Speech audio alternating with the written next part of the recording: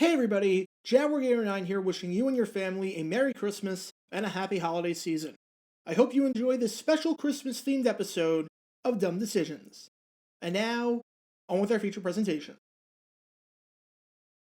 'Twas the night before Christmas, and all across the states, the NFL was gearing up for its Week 16 slate.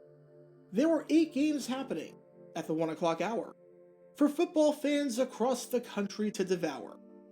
And the one in this video that we'll talk about today was an absolutely big one for many, I must say. Because in this one, 2 bird teams would fight on the field, and after 60 minutes, a winner would be revealed. In one corner, the home team, the Baltimore Ravens, a team firmly in the playoff equation. But for the purposes of this story, we don't care about them. We care about the Falcons from old Atlanta. For you see, this game meant a ton to this team, as despite their poor record, the playoffs remained a dream. Because there's one thing you should know, before we go further, that should be apparent to any observer. The NFC South was a terrible division. It was so bad that the Falcons found themselves in position to take first place and somehow make the postseason, even though, by all accounts, they had no good reason. They had to win this game to keep their hopes alive, a necessary task if they wanted to survive. A tall order? Of course, especially on the road, and in brutally cold weather that would make the average man erode. But if they lost this battle, and if they lost this fight, then all their playoff hopes could be kissed goodnight. You'd be last in the South, you'd have lost your 4th straight, and you'd fill Falcons fans on this Christmas Eve with hate. So a win was a must, but it wasn't looking good. Beating the Baltimore Ravens? Well, I don't think they could. Because with 3 minutes left, the Falcons trailed by 11. They trailed 17-6, and Ravens fans were in heaven. It was a rough game for sure, as the ground game was struggling. 3.5 yards per carry? That's an offense that's muddling. No touchdowns were scored, plus a fumble to boot, and their playoff scenarios were quickly becoming moot.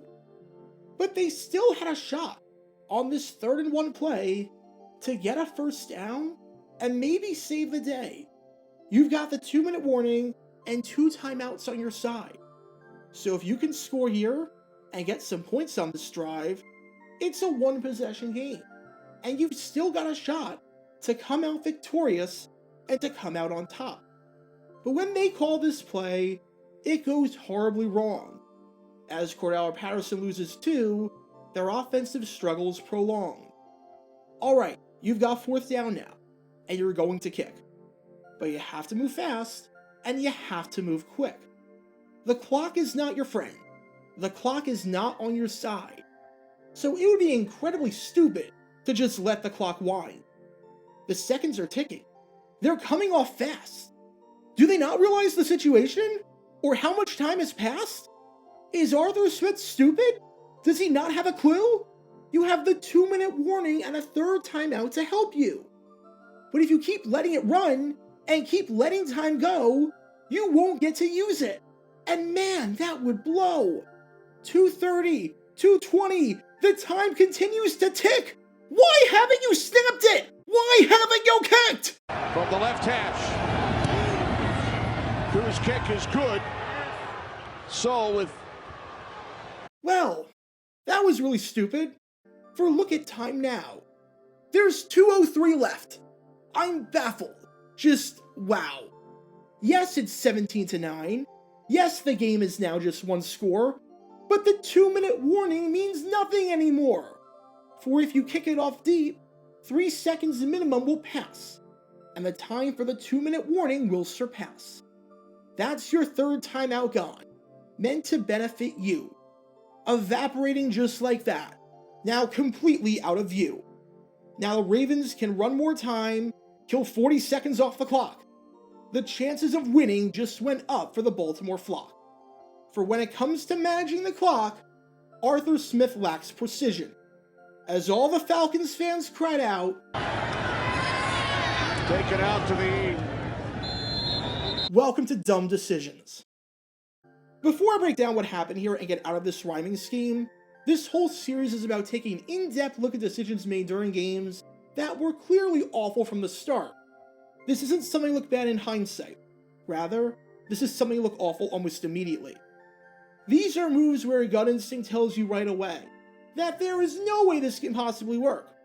And sure enough, your gut instinct was smarter than that of an NFL head coach. And for this one, we're taking a look at the mind of Atlanta Falcons head coach Arthur Smith. I don't know what happened, Arthur.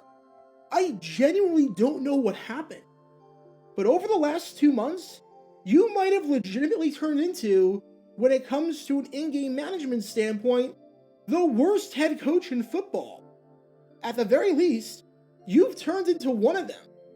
This is now the third time in the last 2 months that you've been on this segment for your atrocious clock management skills, seeing as you blew the end of the first half against the Carolina Panthers on Thursday Night Football, and then managed to blow the entire end of the game against the Pittsburgh Steelers. And this is the worst one of them all, because not only did this one knock your team out of the playoff hunt, which shouldn't be possible considering how bad the NFC South is, but your awful clock management was so bad that I'm working on the night of Christmas Eve. I don't want to be the Grinch and be criticizing people on Christmas Eve night. I want to be waiting for Santa, watching old Christmas movies, wrapping presents, roasting chestnuts on an open fire. But no, I've got to do this, because for the 1,000th time this season, you have absolutely no idea how to manage a clock. So with that being said, let's take a look at why letting all the time in the world run down on your field goal opportunity and burn all that time for no reason whatsoever is a really bad idea.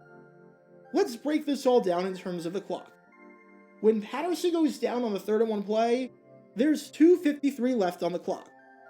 That means that, quite literally, all you have to do is call this play and get the kickoff off before the 2-minute warning, and you're good.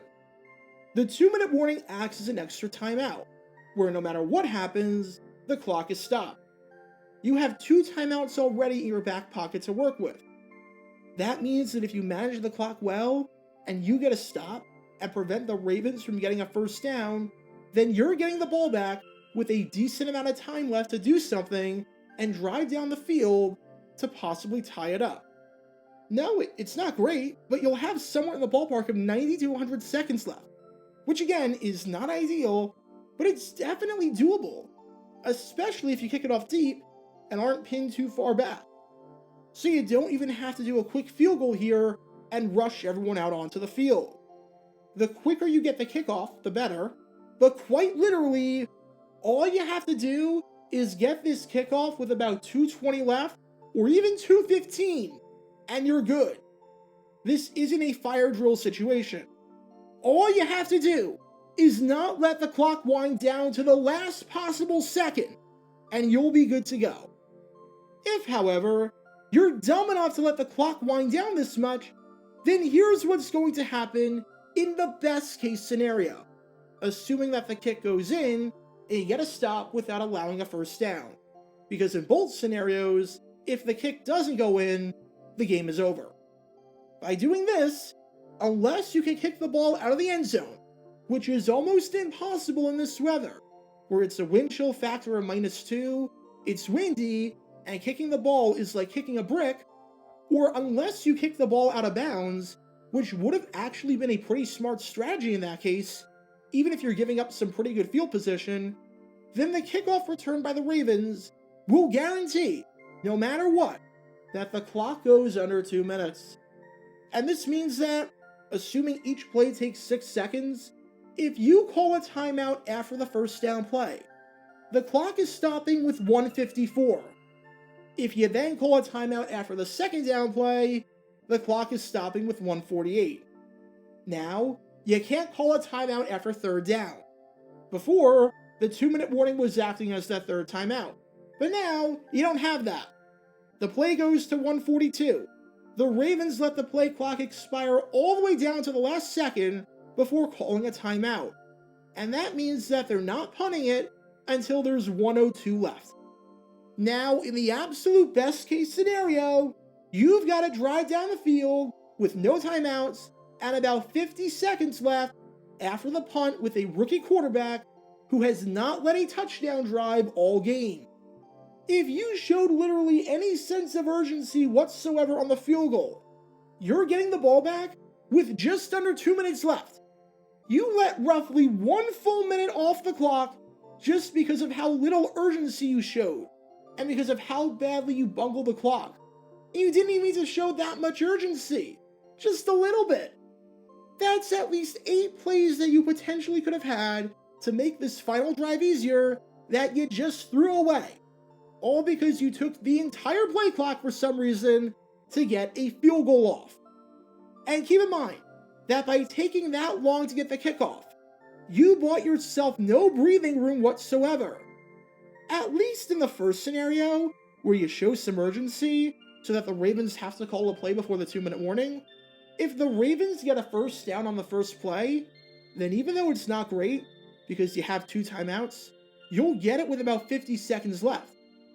Under the let's let the clock run all the way down before kicking it scenario, if you allow a first down on the first play, that's the ball game. You won't have enough time to get the ball back, with the exception of maybe one final play from 70 yards out where you would need an absolute miracle. So not only did you destroy your chances at winning in the best case scenario under this terrible clock management, but you gave yourself no wiggle room at all. You gave your defense no room to mess up. I legitimately don't get, after what happened against Pittsburgh, which you can learn more about by clicking the card in the upper right corner, where you didn't call a timeout before the 2-minute warning and gave yourself no time to work with, that you learned absolutely nothing from that. You saw how important the 2-minute warning was with regards to the clock, and how you botched that completely. And now, a very similar situation comes up, and you do roughly the exact same thing. Just maddening. And it's why I genuinely question whether Arthur Smith is the right guy, because his situational awareness and in-game management is nothing short of terrible. So what do we learn from all this? The 2-minute warning is important. It's extremely important, and acts as a third timeout. So if you're trailing and the clock is not on your side, use it to your advantage. Don't just pretend like it's not there and let it expire. Don't make the 2-minute warning about as worthless as the Jelly of the Month Club. When you're trailing by 2 possessions, show some urgency. Literally show any sense of urgency. Literally do anything but let the clock wind all the way down to 0. And if you have a rookie quarterback who's struggling to move the ball down the field, then it makes no sense whatsoever to have clock management so bad on your end that he has as little time as possible to potentially lead a game-tying drive down the field in the absolute best case scenario, especially when it is preventable. Because when all these elements are in play, you can't exactly be surprised when this play backfires. Talk about a dumb decision. Get your official Jaguar Gator 9 merchandise by going to jg9shop.com, and be sure to like this video, ring the notification bell, and subscribe down below if you haven't already, as it helps the channel out a lot. And be sure to check out Twitch every Wednesday night at 9 p.m. Eastern for your chance to play NFL Trivia and win cash prizes. Link in the description below. If you want to see videos like this condensed down to 60 seconds, then follow me on TikTok at JaguarGator9. To see college football videos, subscribe to JaguarGator8. To see highlight videos of players throughout the history of the NFL, subscribe to JG9 Highlights. Also, special thanks to all of our Patreon supporters helping out the channel. Your support is greatly appreciated. See how you can become a patron and request future video topics in the description below.